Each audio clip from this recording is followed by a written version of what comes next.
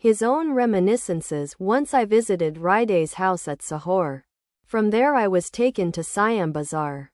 I had a vision of Kauranga before I entered the village, and I realized that I should meet Kauranga's devotees there. For 7 days and nights I was surrounded by a huge crowd of people. Such attraction. Nothing but kirtan and dancing day and night. People stood in rows on the walls and even were in the trees. I stayed at Nadavar Goswami's house. It was crowded day and night. In the morning I would run away to the house of a weaver for a little rest there too. I found that people would gather after a few minutes. They carried drums and cymbals with them, and the drum constantly played. Takuti, takuti. We would have our meal at 3 in the afternoon. The rumor spread everywhere that a man had arrived who died 7 times and came back to life again. Ride would drag me away from the crowd to a paddy field for fear I might have an attack of heat. Apoplexy. The crowd would follow us there like a line of ants. Again the cymbals and the never-ending takuti, takuti of the drums. Ride scolded them and said, "Why do you bother us like this? Have we never heard kirtan?" The Vaishnava priests of the village came and almost started a quarrel. They thought I would take their share of the fees from the devotees. But soon they discovered that I didn't touch a piece of cloth or even a thread. Someone remarked that I was a Brahmajnani. So the Vaishnava pundits wanted to test me. One said, "Why hasn't he beads? And a mark on his forehead?" Another of them replied, "They have dropped from him as the dry branch from a coconut tree." It was there that I learnt this illustration of the dry branch of a coconut tree. The Upadis, limitations, drop when one attains knowledge. People came thronging from distant villages. They even spent the night there. At Siam Bazaar I learnt the meaning of divine attraction.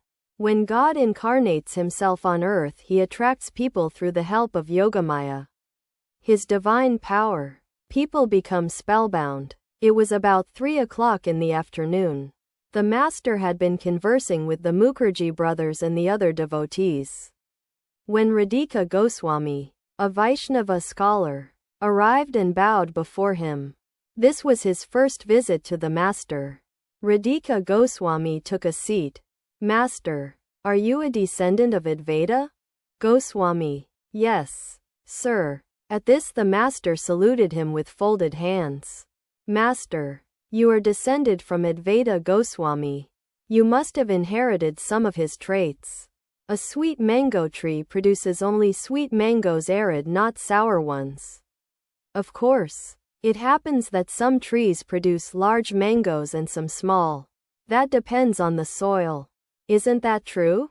Goswami, humbly, "Sir, what do I know?" "Master, whatever you may say, others will not let you off so easily. Brahmins, however imperfect they may be, are worshipped by all on account of their having been born in the lines of great sages."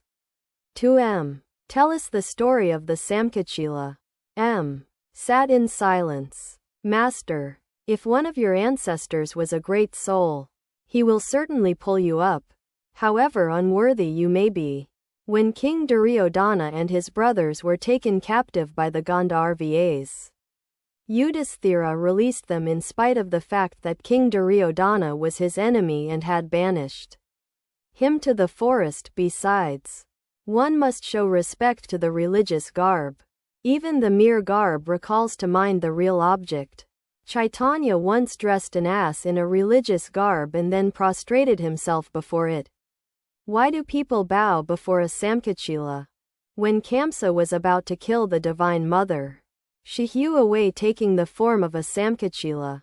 So even now people salute the bird. An Englishman arrived at the cantonment of Chanak. The sepoys saluted him. Kaur Singh explained to me, "India is under the rule of the English. Therefore one should salute an Englishman. The Saktas follow the Tantra, and the Vaishnavas the Purana. There is no harm for the Vaishnavas in speaking publicly of their spiritual practices. But the Saktas maintain secrecy about theirs. For this reason it is difficult to understand a Sakta. To Goswami, you are all good people. How much japa you practice? How much you chant the name of Hari? Goswami, humbly, oh, no, we do very little. I am a great sinner. Master, smiling, you have humility. That is good. But there is also another way. I chant the name of Hari. How can I be a sinner? He who constantly repeats, I am a sinner, I am a wretch, verily becomes a sinner. What lack of faith! A man chants the name of God so much, and still he talks of sin. Radhika Goswami listened to these words in amazement.